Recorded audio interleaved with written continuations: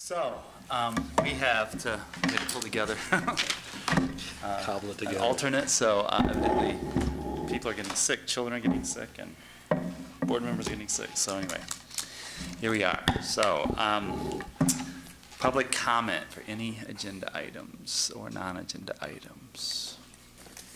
All right, let's move on to action items. So we have purchases. Purchases, good afternoon.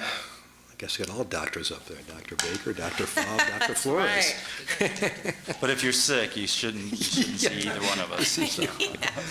The only action items we have this month are the purchasing agenda. What we did is break them out into, I'm going to call it the normal everyday purchases. We decided to show the purchases under the bond program separately. So not that you have to approve them separately, but just to make it a little clearer. So this time of year, into May and into June next month, we bring a purchasing agenda, a combination of some things that we'll need to finish the year out. And as I mentioned to Dr. Baker, we met on Friday, that we'll be bringing an Amendment 2 to the board, the work session on June 5th.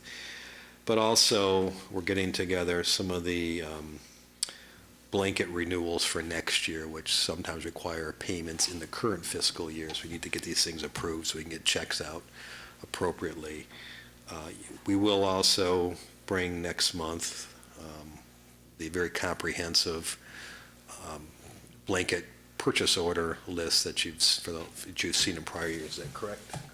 Correct. Checked in with my purchasing director there. So most of those blanket purchase orders for next year will come on that document next month, but there are a few that we need to get approved at this meeting so that we can get checks out timely as these things move forward. So then a lot of technology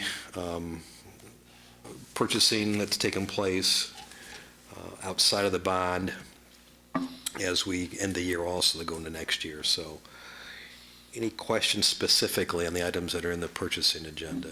I'm more than happy to address. Do I have any? I have a question via Ms. Schottky. Okay. Well, she just, I think it was about the West Michigan janitorial, the increase. Yeah, let me, both Michigan Janitorial and the office team, number it's B under section B1 and 2. We've had I think we've talked about this from time to time, a difficult time in filling secretarial positions within the district. West Michigan Janitorial provides food service assistance. We've had trouble getting folks both in the food service operations as well as in the buildings to help out. So that has resulted in, I guess, in a couple of cases coming back to this committee and to the board for additional increases in the blanket order.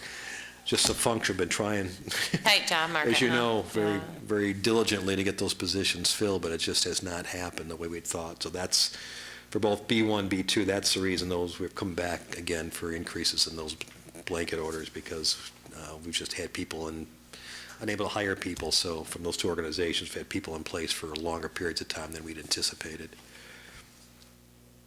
Just out of curiosity with that, is there an agreement when you work with employment services that you don't hire, that you can't hire? Is there? No, or is most you're of them, able to- there's an option to hire. And Okay, there's typically with a fee. there's typically a Yeah. buyout Yeah. provision. Yeah. In some cases, we've got to the point where they've done very well, want to buy them out, and as we get into the, I guess, the guts of checking some references and backgrounds, we've had some things that come up that don't Yeah. pass our muster, so unfortunately, we cannot hire them. But yes, in most cases, there's an option to hire the individual. Okay, I did my due diligence asking Jen's questions. Yes, you So did. the first one is so by blanket order, so what does that mean exactly for? That means at the beginning of the year, in many cases, we have you approve a blanket order, which is estimated amount of expenditures. These are normal year-to-year recurring expenditures that we are aware of, have a good estimate, what we think it's going to cost us during the year. So as opposed to coming back to you every time we get an invoice, of $25,000 or more, we get this blanket approval to spend up to that amount. And if we're at the point where we've spent that amount, need to ask for more, we come back and ask for more at that point. So that's the situation with all these blanket modifications. You had proved up front an amount, an estimated amount, and now it's just costing us more for various reasons. We try to limit that, and, every year as Cheryl and our group's going through the blanket purchase review right now I just mentioned, we'll bring you next month. We try to estimate a little bit higher, but again, circumstances come up during the year that we can't predict, that sometimes we still have to come back, so. So in this case, we went to 156 in Yeah. February, and now it's 409 Yeah, that's correct. for the year. So that's quite a bit. Now, does that mean that is offsetted somewhere else, that we're not spending money somewhere else? Yeah, within the budget process, and we'll talk about this when we talk about next year's budget, we always build into certainly the teaching area, and now in some of these areas like this, we know we have open positions. We budget to what we believe, the number of positions we need to execute the operations of a particular department or school building, whatever the case may be. But we also know that's not likely we're going to hire everybody we need to hire at the beginning of the year. So we always build in a certain bogey, if you will, that will reduce compensation expense, and it'll increase to a certain extent, substitute teacher expense as an example, or in this case, office team expense. So we did not believe at the beginning of the year that we'd have as much trouble as we are having in finding these less skilled employees, but I think the unemployment rate in Kent County is under 4%, so it's everybody that really wants a job, it's qualified to hold a job, pretty much has a job. That's been our challenge so far. What are the barriers, what are the thresholds that I can ask you later. This isn't a finance question. This is my curiosity about things. I'll ask you another time. Okay, can I get a motion to approve the purchasing agenda? So moved? Support. All in favor, say aye. Aye. Aye, so, all right, we're all set. Then, now we're going to focus on bond purchases. You wanna- There's two items on the bond purchase agenda. The first one is for asbestos abatement at Buchanan. There is not an asbestos problem at Buchanan. It is all contained. However, in anticipation of the summer of 18, when we tear the building down, as part of demolition, we have to abate. So what we want to do is get in the existing building this summer and get out everything that we can get to without having to tear something apart. And get that out of the way and make the demolition process that much smoother next year. So that's the abatement bid. It is part of the overall Buchanan total project budget. The second one is what we bid for Buchanan. And let me give a little background because that's a large number. The architect on the project is GMB and the construction manager is Triangle. They were previously approved, a year ago. Buchanan had a total project budget of $13 million, and going in dollar-wise, that is probably our tightest budget of any of the buildings we had. That's tight for a essentially new elementary. So we've struggled through design and design iterations to try our best to stay within budget. When we bid it, we bid two alternates. The base bid was really was a bare bones entry. It shrunk the entry back into the media center. It was functional. It was not our desired end product. Alternate one was an expanded entry, which gave us an additional computer lab, maintained the full media center, gave us better administrative area, resource room, front entry. I know I was nervous going into the bids. What was our estimate at bids? About 14 total? 14.2, something like that. We got good bids. We were more than $1 million under estimate with the bids we took in. Talking to Superintendent Neal, we went back and in this recommendation is to take the expanded alternate one entry, the better end product. That came in at $381,000. It's way more than $380,000 worth of value to the building itself. So even though we're going to be over by some, and I'll get to that, we feel it's worthwhile. We bid 30 different categories. Most came in at under the estimate.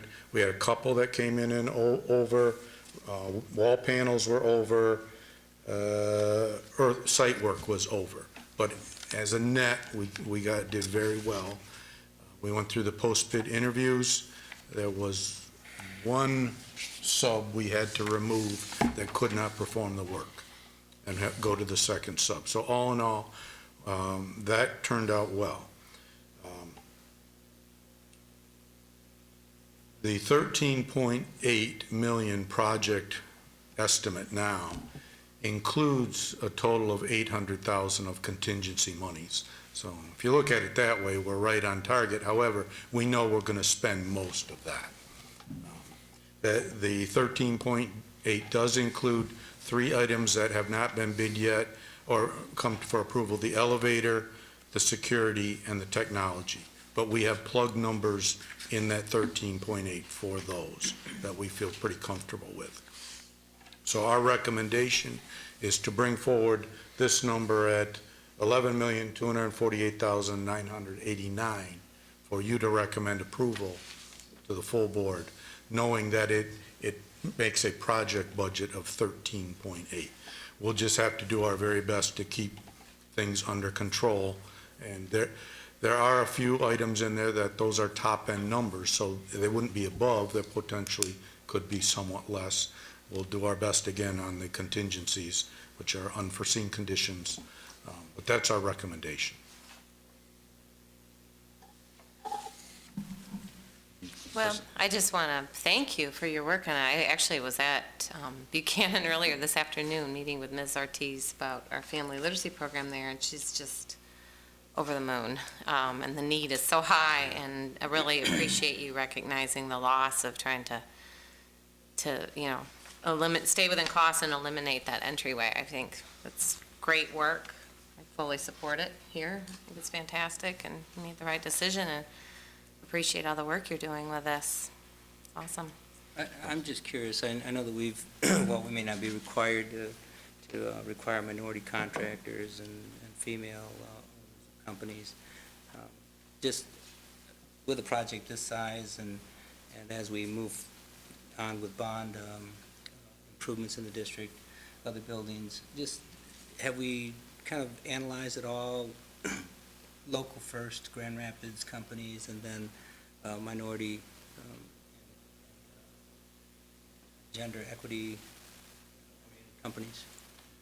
I don't know if we've analyzed. We have taken some steps, and we as a district, we held a project fair that we advertised to get contractors, subcontractors, vendors together, especially to make connections with all the construction managers we had under contract. I'm going to let Scott Jernberg from Triangle come up because they did some additional things to get that word out and try to maximize the local opportunity. Before he begins, if I looked at this snapshot of the number of contractors and subcontractors here, is there a percentage of local that you've analyzed at all, or on this particular expenditure or project? I don't have that number. I can bring it back when we bring this to the board for you. I think it would be helpful, to kind of see patterns over time, whether or not, with the number of dollars that we're spending in the projects of improvement, what local impact they have, and also the impact that it has on our goal, I guess, of equal opportunity. We do have a local first policy that the board approved a couple of years ago, and then we just gave a revised reading of it. Sharon did a great job in the committee of combining that with with procurement, so so these guys work well within that, so that's And I do helpful. understand that. Yeah. I just think that the approach of a dashboard where that is included within, what we look at in terms of expenditures in this district, whether or not we're actually making progress in that area. And we'll bring that back. And I know we looked at the local preference. I believe there was one category, it made the difference. Typically, what happens, either none of the vendors or subcontractors qualify, or they all do. Oh, that's It's kind of an interesting. all. And- But we will identify which ones. And it was an approach to, because of Prop 2, we can't explicitly, request a level of evenness for equity, so it was an attempt to try to work with that, so, yeah. But it's a great question. And I understand. It's a great I question, just- keep pushing on it, Just yeah. like to say, what colors does this rainbow represent? Yeah. Certainly. Thank you, Board. I will continue with the answer for Ken. When we did the job fair, as Ken mentioned earlier, we participated as one of the construction managers. Multiple contractors, subcontractors, and vendors were brought in. We handed out a lot of business cards, tried to form a lot of partnerships.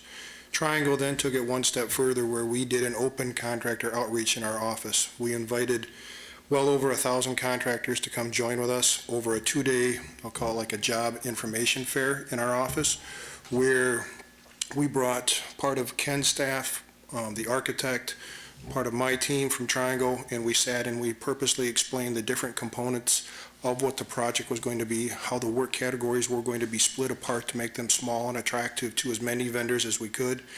A normal bid package would typically range in 20 to 25 contractors to do a whole entire building of this nature. We actually broke it apart all the way to 33 different vendors to try and bring more people in. During those conversations, I had my team and myself had an opportunity to take some of the smaller contractors from the Grand Rapids area and pair them together with some of the larger firms that have bid on your projects in the past, and we did form some of those partnerships. Some of the information that Ken and I will bring back to you in the weeks to come will show you that they were an active participant, they were a bidder on bid day, they just happened not to be low, and they did not fall within that grace number that the district has on the books. So we took every step on our part to try and bring them together. To continue with Ken's comment, we will, in the next couple of days, we'll have an answer as to how many local contractors that are inside the city of Grand Rapids that participate with this program. We will give you that outlying information and be able to, I think, be able to show you that, so many millions of dollars are being spent within the city limits of Grand Rapids from these core group of contractors that are part of the recommendation this afternoon, and be able to show you what percentage we brought on board.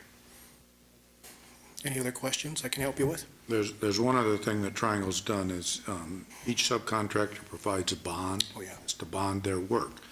In lieu of that, so they don't have that, because that can be difficult for certain ones. They have, one included in that number is subcontractor default insurance, which Triangle will hold. Right. And take that burden off some of the small.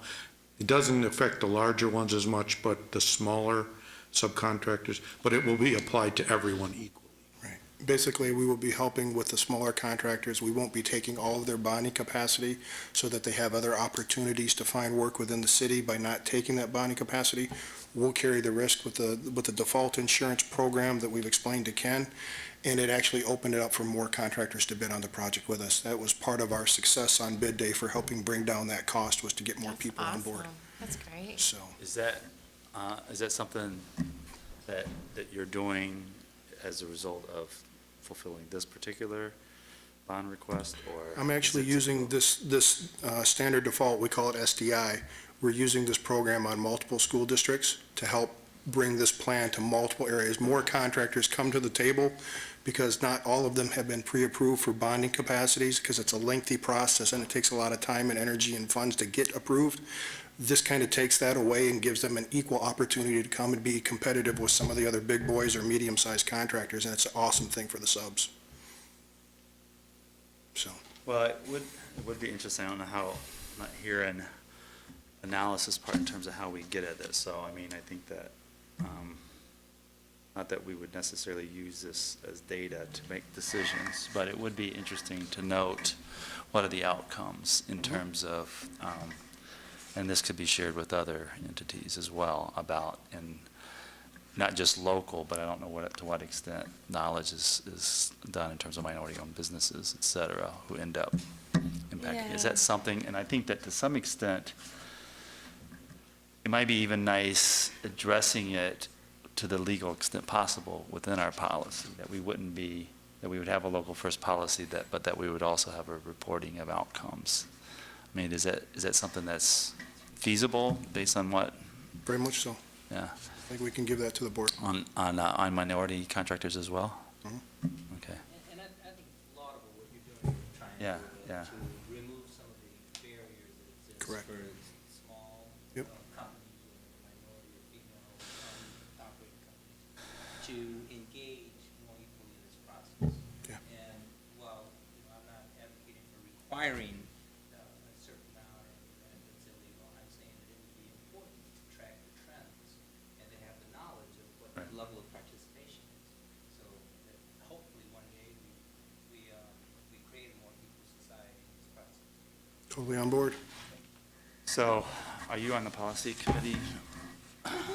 Yeah. Would it be, I know that you guys are probably ready to bring that, but I wonder if it's possible to have. We already approved it. Oh, you Board did? already Okay. agreed to approve it. Just, I don't know if this But- actually fits, because it's local, if we could have Yeah, a policy well, or something, a The recommendation. local, it's interesting for you to say how it didn't end up really impacting significantly the local first, because everybody qualifies or nobody does. That's interesting feedback after having put it together with John O'Connor a few years ago and trying to get at a process, but, A lot of those contractors were low on bid day, so to actually apply some of the things that you have, we didn't have to because they were already the low bidders, which is awesome for the Yeah. district. It did apply to one or two subs, and we'll bring that information back, but we'll be able to show you all the subs that are within the city limits that put a check mark in that box, and then the one that did flip over from someone else to a different Yeah. contractor. So- yeah. But we could look at that and then see, I think that'll help us to imagine, because it wouldn't be just for this, but also ongoing. So, And we do not require any pre-approval. We get bids, whether they can check that they meet our local preference, but we go strictly by their business address and we'll check it ourselves. Yeah. If they didn't apply, we still give it to them if they qualify. Uh-huh. all right, so we'll, if, just at the next finance committee, we can just look at that and then see, and I think it would be nice to kind of figure out. You should pull the policy up that you just approved to look at it. and make- Well, I understand, but it didn't, we never did ask for it to be, for analysis. That was a policy of how we do things. We didn't ask for what was the outcomes from that, so. I believe the policy really didn't change. It cleared language between Right. the purchasing and the Combined, contracting yeah. policies. The Right. purchasing one, we had to make a lot of changes on that based on current law or just disconnect, so we did a lot on that, but anyway. Okay, so that'll be, we'll put that on the list for things. Thanks. Yep. So we never did actually vote on the bond purchases, did we? Move for approval? Okay. Support. Support, all in favor, please say aye. Aye. No one opposed. April finance statements. Yeah, again, you've got the dashboard report for April, year-to-date through April. We're tracking as expected, as I mentioned earlier. We will have a Amendment 2 to this budget at the work session on the 5th of June. We're just about there in terms of completing that, and that'll change then. And we'll obviously show you the impact on fund balance. But as we stand now through April, we're tracking, according to the budget, as well as the things that we knew were going to change that will impact our Amendment 2. So the detailed financial statements, as always, are in there for those that, some light reading later in the day, okay? Warm, safe, and dry. One safe and dry, there's 2 projects for this summer. The larger one is Ridgemore. It's underway. Goal is to be done around the 1st of August, so staff can move in. The other one is the gym roof replacement at Innovation Central, and then we'll get Did we get tours of any of the interior changes? Ridgemore. Yeah, I like I want to go want in there now. Yeah. No, but when you get it done, What- I what- like checking that out. it'll- we can take a tour. Yeah. Plan on early August, Especially like Montessori Children's House, that's my heart. so. So exciting. That's like the perfect little hippie Montessori building. It's just perfect that he redid it and that. Really excited. That's warm, safe, and dry. Bond, we talked about Buchanan, museum, high school, the asbestos abatement and demolition is underway. The main bid package will be bid June 22nd.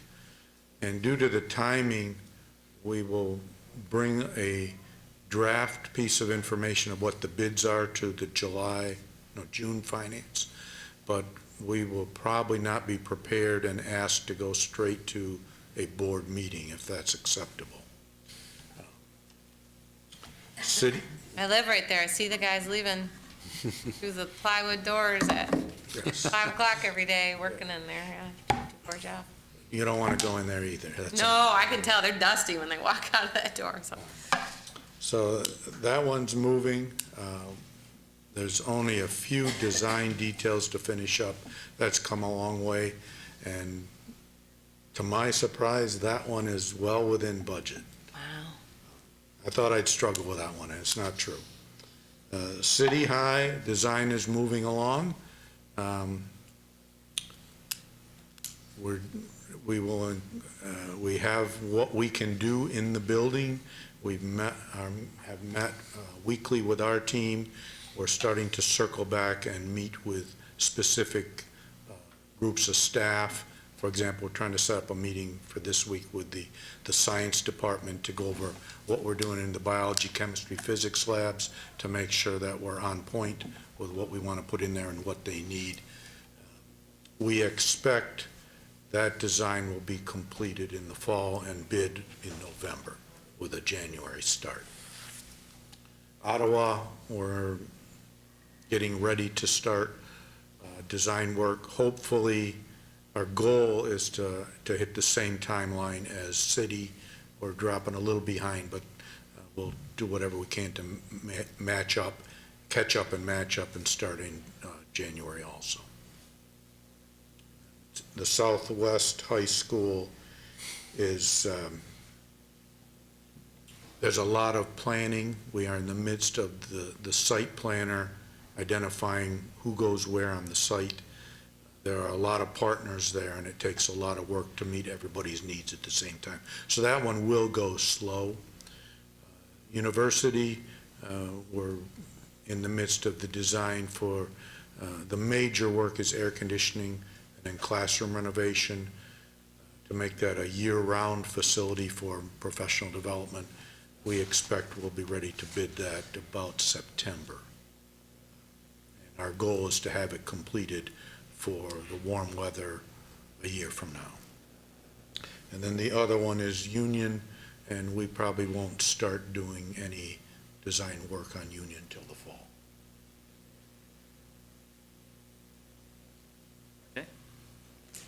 Sounds good. Number 2, policy, we'll consider that hiring policy analysis at the next. Yeah. board meeting. But we'll go on to the estimating conference, which I have here and I've looked at. So- Yeah, there is a summary in your packet of the May consensus revenue estimating conference, which is a process that the state has to go through before they finalize the budget. That took place last May. I've included the summary here, and then there's a 3-page executive report, looks like that. But what there's one held in January, one held in May to get the consensus amongst all the houses of legislature and the fiscal agencies as to what we think the revenues are going to be for both the general fund and the school aid fund.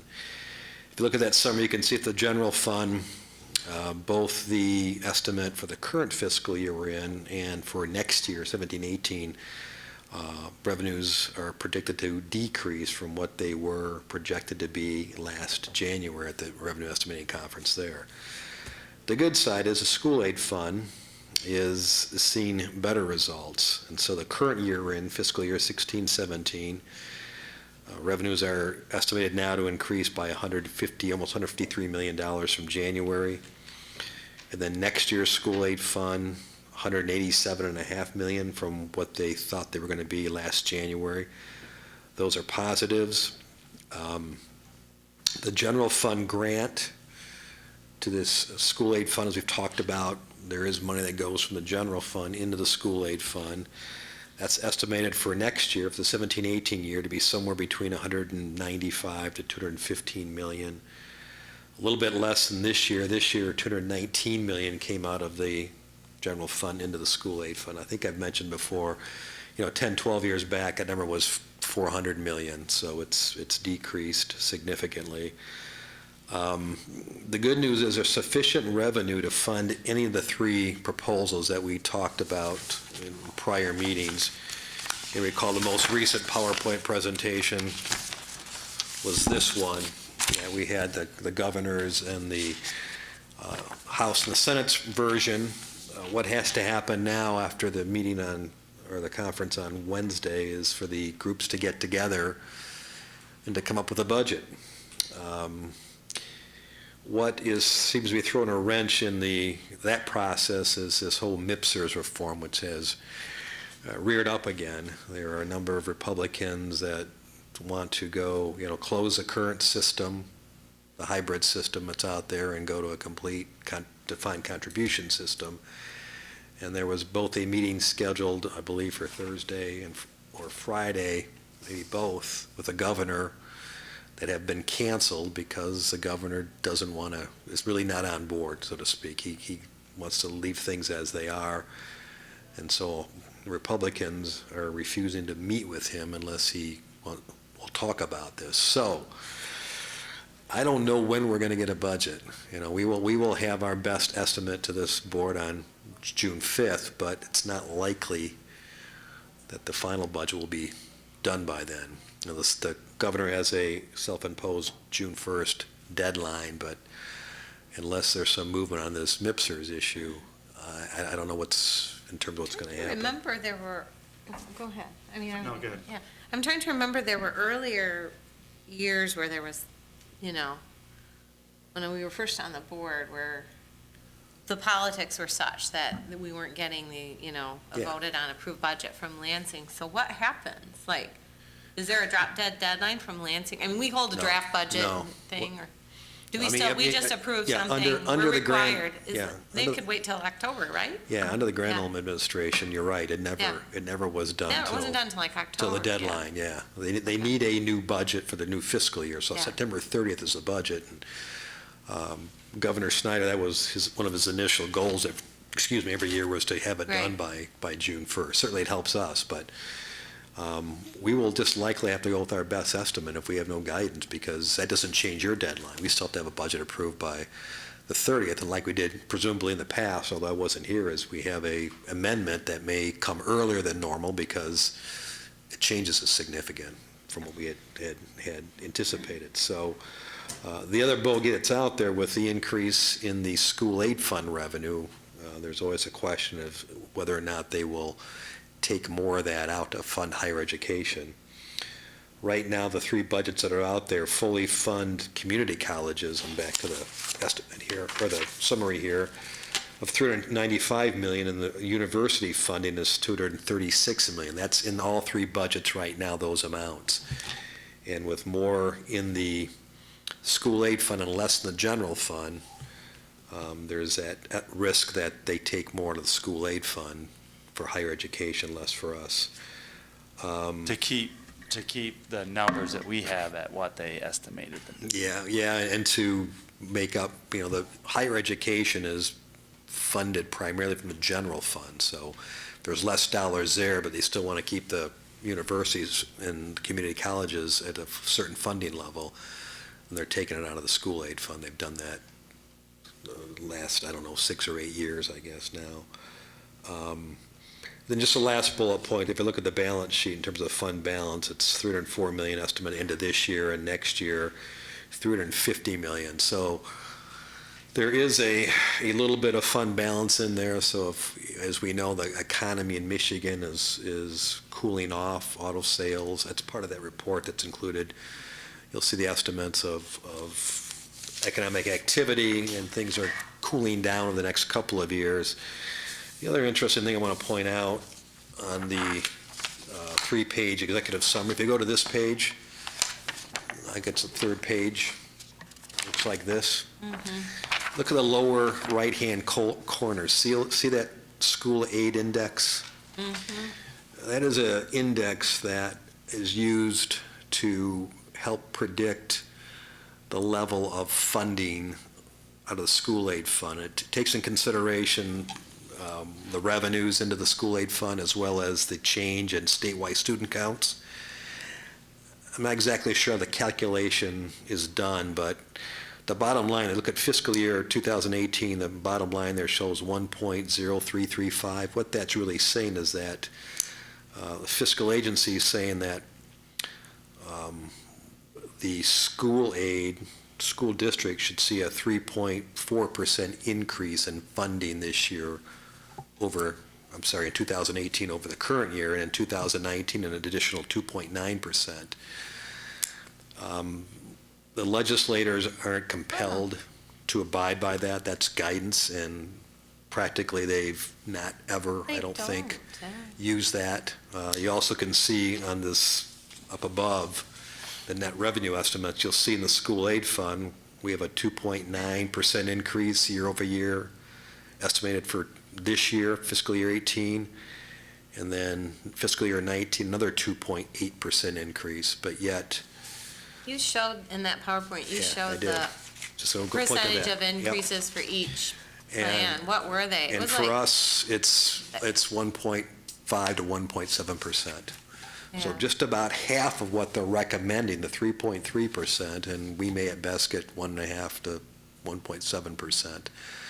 So, again, that's just, we're certainly appreciative of any increases we get, but just goes to show that we continue, even the good years, with robust revenue in the school aid fund, we're still not really getting our full funding for what we need to operate and educate our children. So, I don't think the general public understands that no.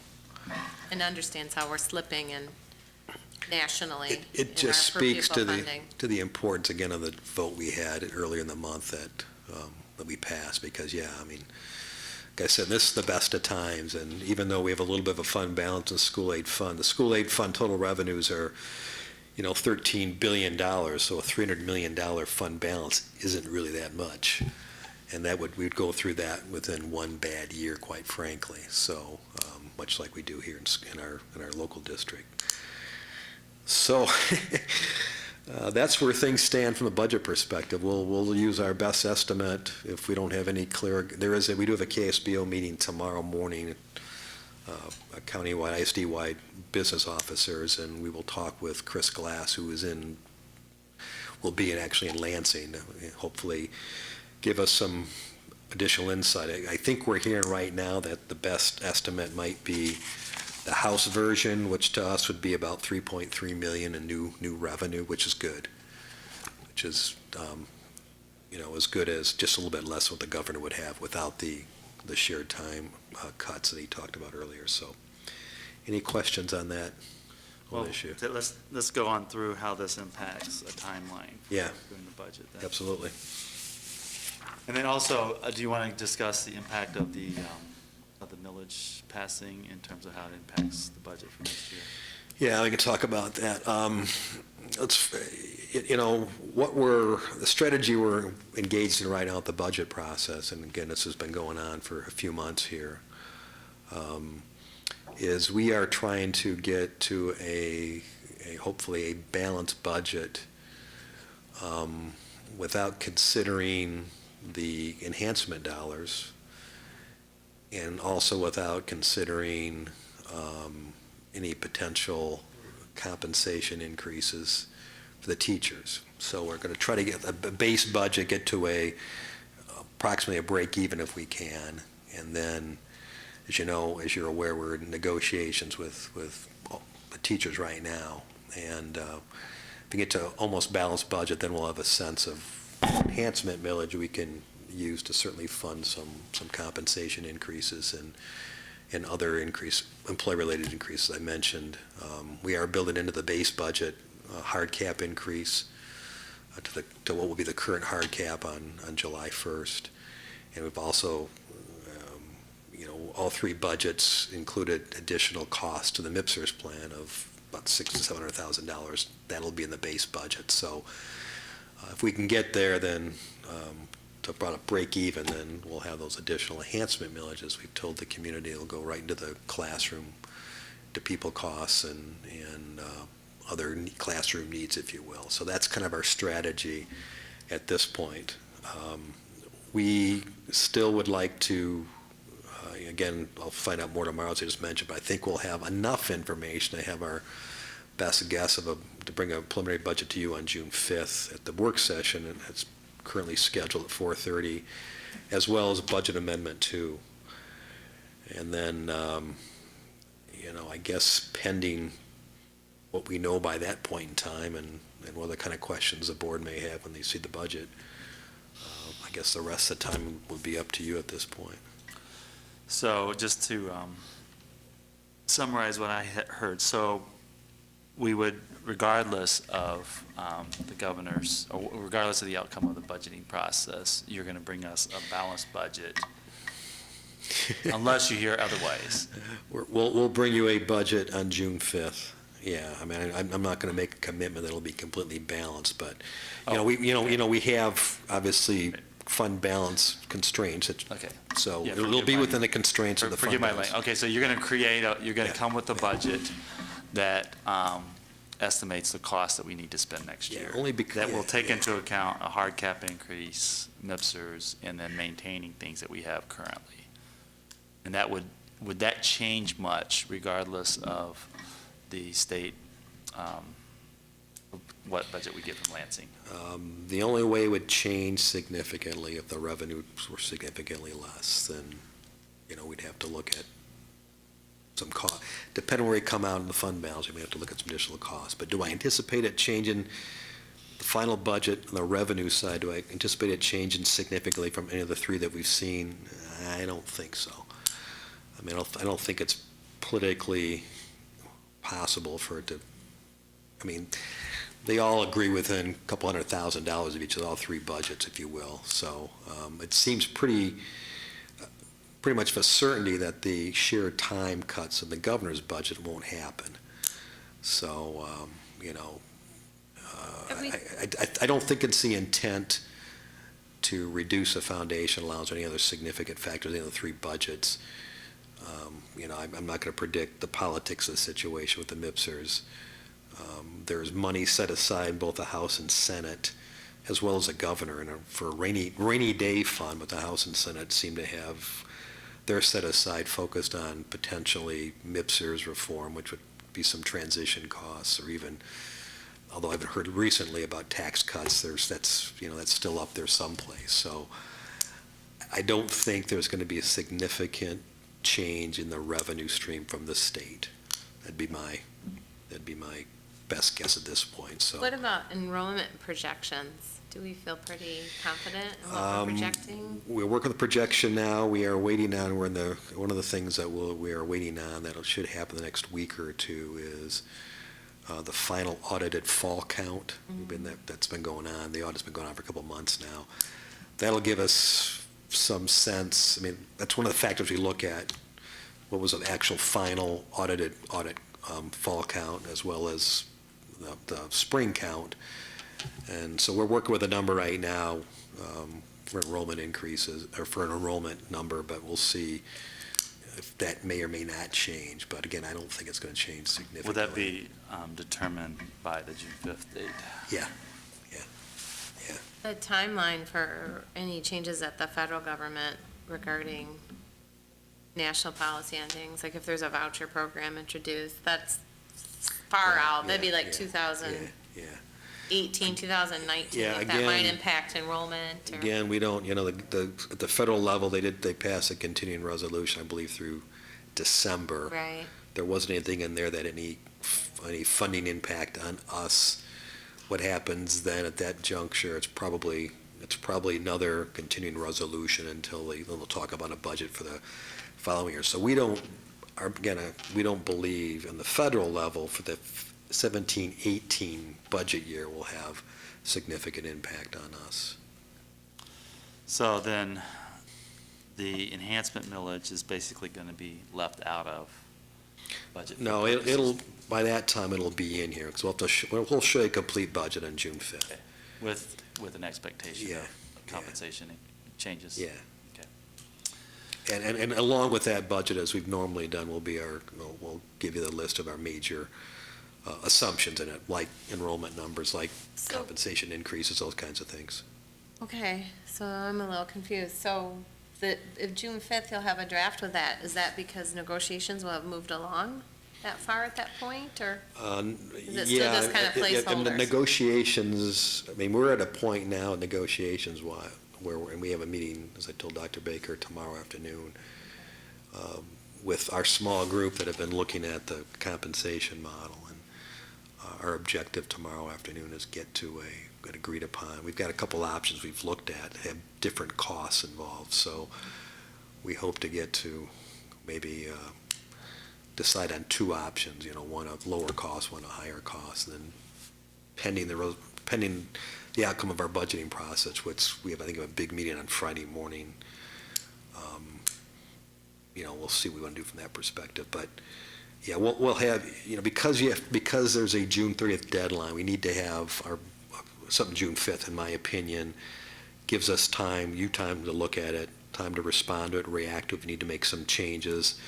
It gives us a couple of weeks before, and then obviously the public we'll have to have a public hearing on it. So we've been working for that June 5th date at this point.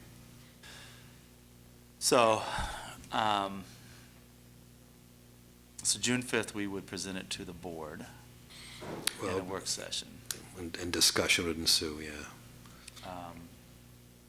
So we have, the other meetings that we have that month are the 12th date, and then June 19th. We would have to have a public hearing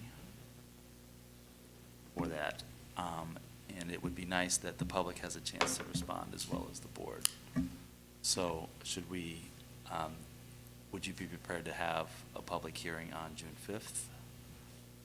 No. Okay. So, Well, my opinion, Dr. Baker, is we should have the public hearing after the board's had adequate time to review and contemplate and discuss the budget and get any questions, changes that they have. So,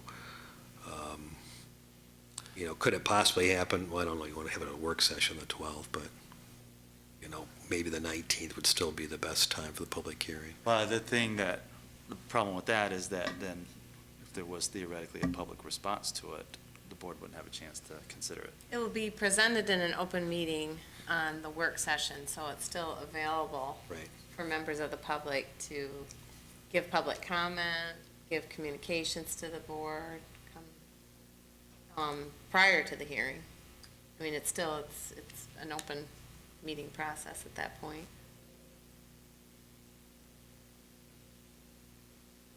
And the work session agenda is posted Mm-hmm. to the public, so they'll see that there's budget discussion taking place on June 5th.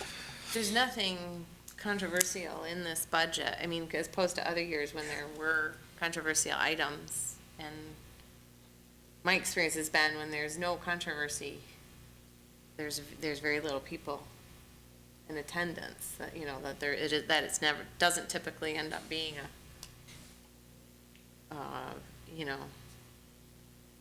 a functional aspect of drafting the budget or approving it. It's kind of a formality at that point, but it's still publicly available to everybody to attend and see with a work session. On June 5th, so we have the work session on June 5th. On June 12th, would we be setting aside time to rediscuss the budget for the work session? Sure, there's no reason, Would we be, So what I'm trying to figure out is to what extent will things change between June 5th and June 19th? Or is there a chance that they'll change? Or is it pretty much the same expectation? Is there a chance that things will change significantly? Not likely. As we discussed on Friday, if we come on June 5th, and if that budget presentation to the board all looks kosher, between then and the final approval, if new information comes available, we'd still change the budget so it reflects best information for you to approve. But like I said, I don't think any change we'd have would be significant enough that would change your decision on yea or nay. So what our objective needs to be, obviously, is when to the point where you're going to approve the budget, all available best information is reflected in that budget. So, I like the fact, we are elected fiduciaries for the public to approve the values of this organization and how they're prioritizing money, the budget. And so I like the fact that we have a work session setting in which we can understand it, absorb it, and carry that responsibility of what's within it and have time to process it and ask questions, and it's a couple of weeks there. Can we do the budget hearing on June 12th after our work session? So I have a 4:30 to 6 work session, have a budget hearing on June 12th at 6, and then on Fine with me. the 19th, all we'd have to do is just vote on the budget, assuming there's no changes.